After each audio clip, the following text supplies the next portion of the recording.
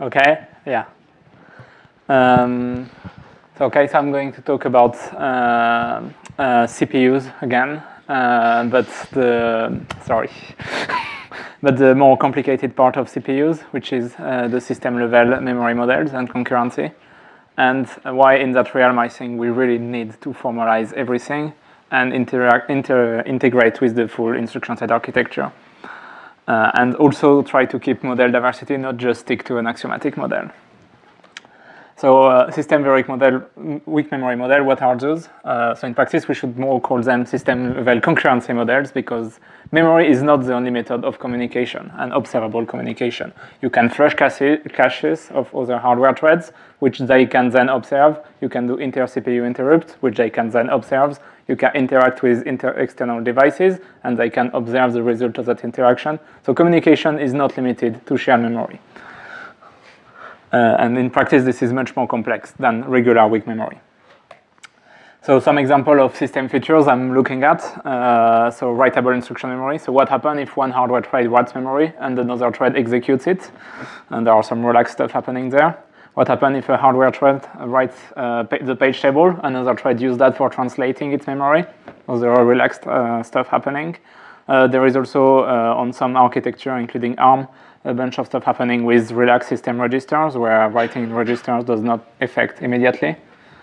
And there is also a lot of interesting concurrency behavior related to exceptions, taking, returning, and the order that induce. In addition, there are a few more things you can add to a weak memory model that blows up the complexity, including mixed size accesses and dual dependency systems, such as the recent ARMS update adding peak dependencies. And all of this kind of blow up the complexity of weak memory models. So my position in the face of this blowing up in complexity is that the state of the art of just having some models in proof assistant on like ad hoc languages, and on the other side some executable models that are just oracle on small litmus tests is insufficient. We need complete formalized model in proof assistant. We need to integrate them with a full instruction set architecture, not a small subset of the instruction set.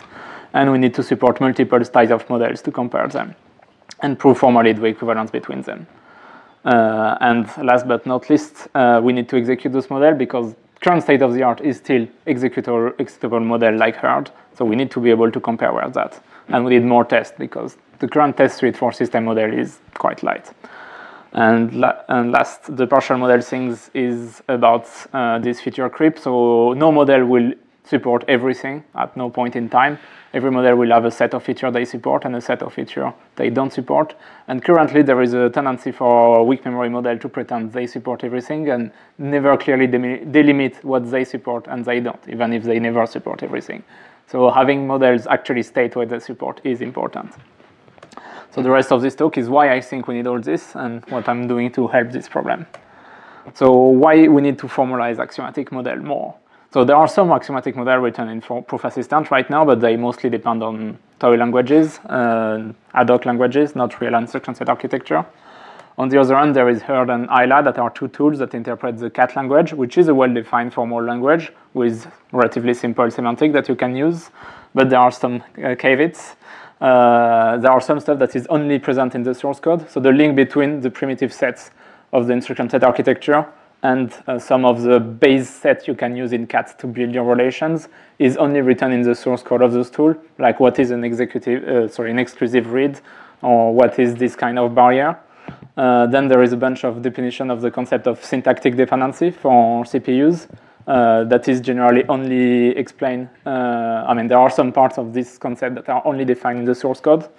And then the important bit is which candidates are considered. So those two tools have a concept of taking the instruction program and generating a set of candidate execution, and none of them wrote formally somewhere how this process works. Does this actually generate the set of candidates we want to consider, or just a subset? This is not proven.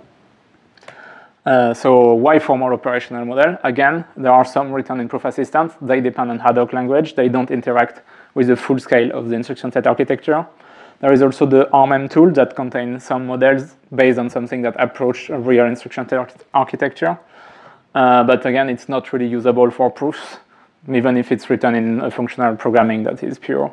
And they also make a lot of undocumented assumptions about the shape of the instruction model they receive in, and if those shapes are not respected, then they will just say random garbage. And they also have lots of complex details that are hard to think about, so that's why we also need to make them match up with axiomatic models.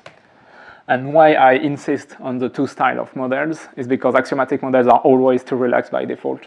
If you just write an axiomatic model thinking about stuff, you will always forget explicit constraints and allow extra unwanted behavior you didn't think about because you can't think about everything. And operational models are generally too strict by default. The more you want to get away from SC, the more fake pipelines or caches or whatever you need to add to your model, or store buffers or things like that.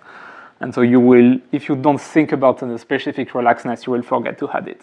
And if you write two models and of those two styles and try to make them match up, you have more chance of actually hitting the middle spot you want. So for example, some bugs we found by trying to operationalize existing axiomatic model. So we compared the mixed as axiomatic R model with the flat operational model, and we discovered some read-read coherency problem. When you have a bigger read and a later smaller read, there are some coherency problem that might allow a write, depending on the smaller reads, to happen before the main read on which it technically depends is completed.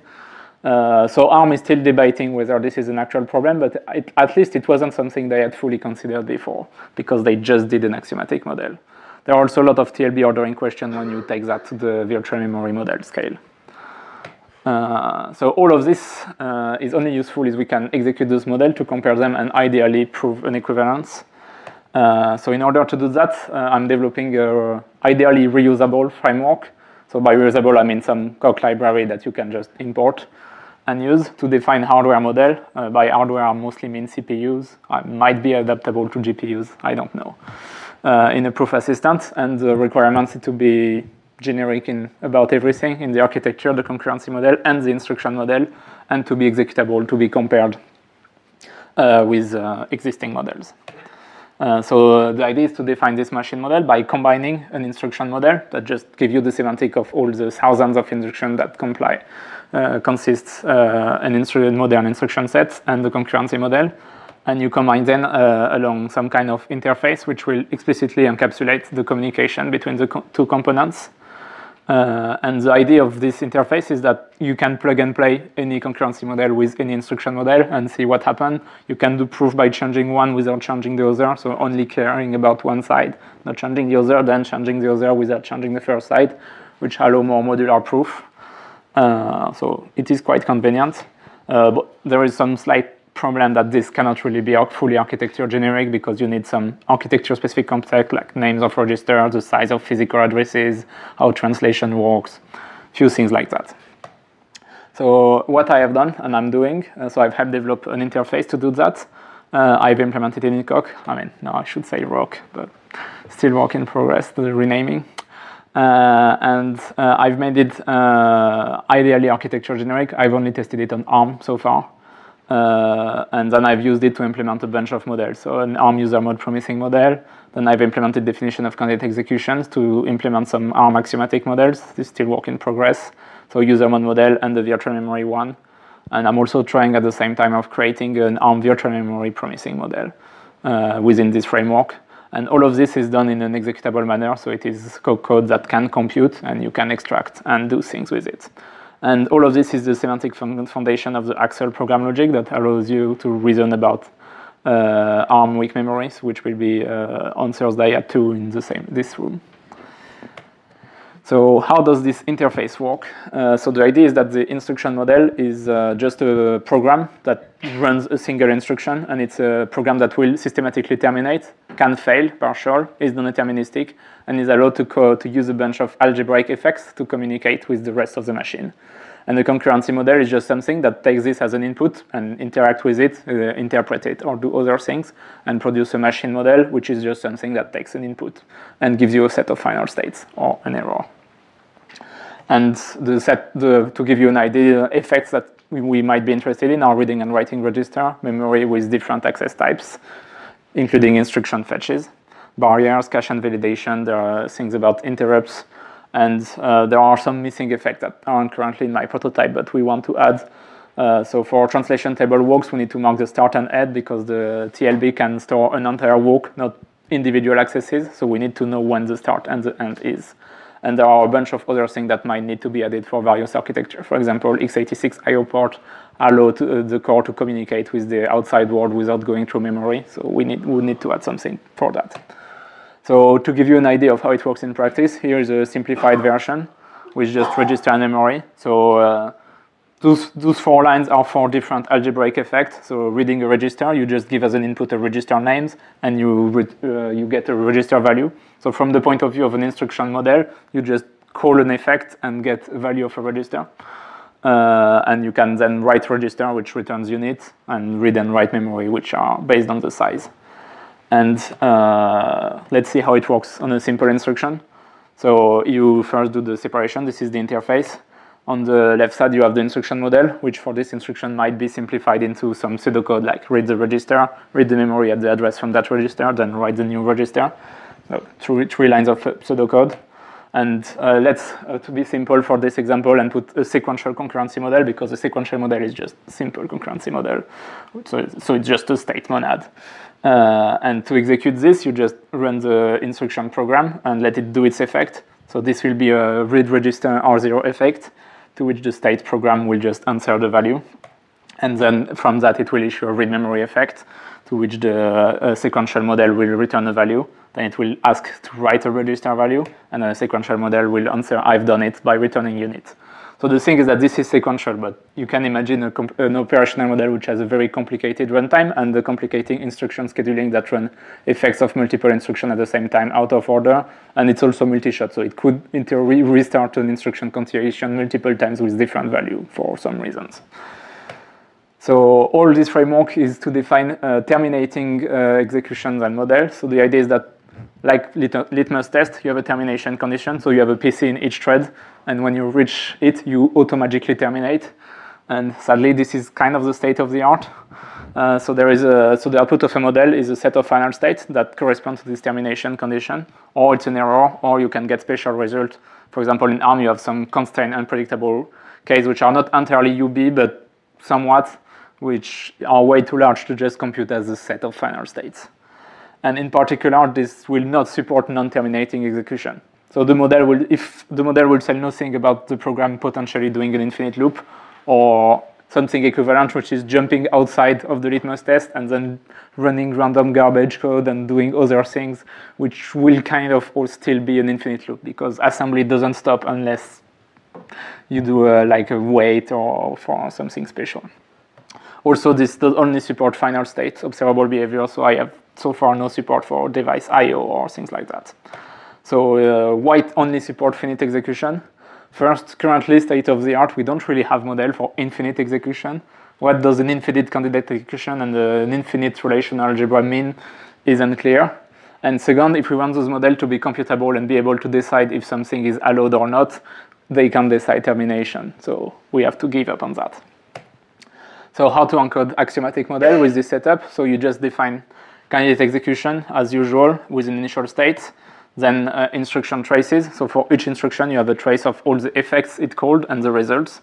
So that's all the events of the candidate. And then the usual relation with from coherence between those, and that's a candidate execution. And then axiomatic model is just a classifier that just takes a candidate execution as input and say if it's valid, invalid, unsupported, or so that's where the partialness comes from, or special outcomes. And then an axiomatic model will just use the usual relational algebra to decide which of those 4 it falls in. You can also axiomatize operational model by just deriving an operational trace from a candidate and just checking if you can generate such a trace or not. But to model properly operational models, you generally will write them by doing some kind of effect handler or runtime scheduling of all those instructions in some state plus non-determinism plus error monads. Or you can do some transition system where the transitions are based on the effects.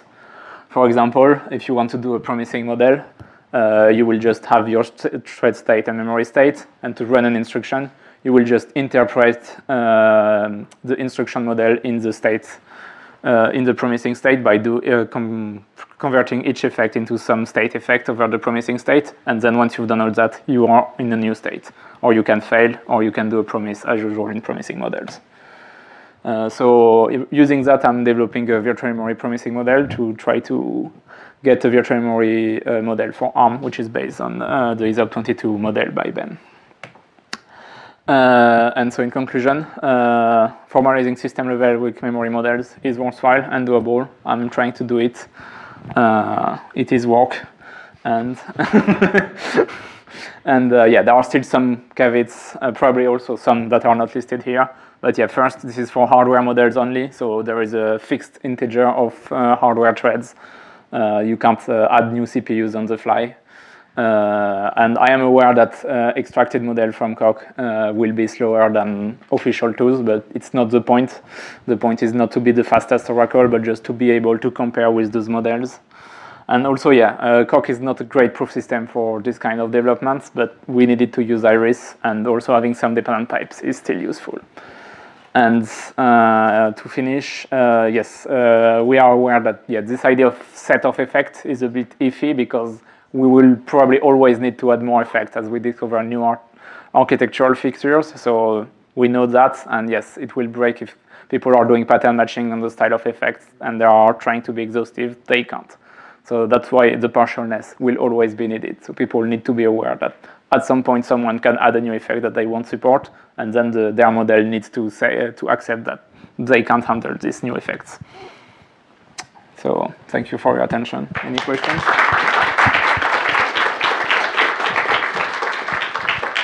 Thank you. Any questions? So you said you're focusing on a CPU and not GPU, for example. Yeah. What would you say would be an issue if you wanted to expand it? I mean, yeah, there is this. I mean, I just discovered that on GPUs you can spawn threads. So, for example, my framework is based on the fixed number of threads. So that would be something you would need to work around. I would expect that GPUs have a lot of different primitives I haven't thought about, so you would need to add a bunch of GPU-specific effects, which is not a problem per se, but other than that, I don't really see a major problem with making work on GPUs. Just I haven't done it, and there is some work needed to make it happen. Okay, one final question. If you're thinking about the system level, do you ever run into excuse me, issues where reads and writes are not, like they start, but they don't complete yet? Like when you talk to a device, you can issue a read, but not get the result back until much later? Yes, you can think about things like that. I have not done it yet. But I mean, it depends on the style of model. If it's an axiomatic model, you will only consider the finished thing, so you don't need to really think about the delay. If it's an operational model, since you are doing effect handling, it's perfectly possible for you to receive a code from an effect, then suspend this instruction and do a bunch of other stuff and like run thousands of instructions in other thread, then send back an answer when you have it. So, and it's up to the operational model to have this concept of suspended thread, which I suspect most of them will have.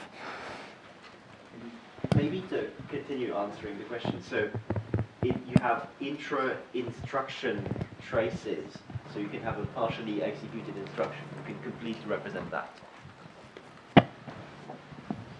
Yeah. Okay, thank you very much. We'll move on to the final talk.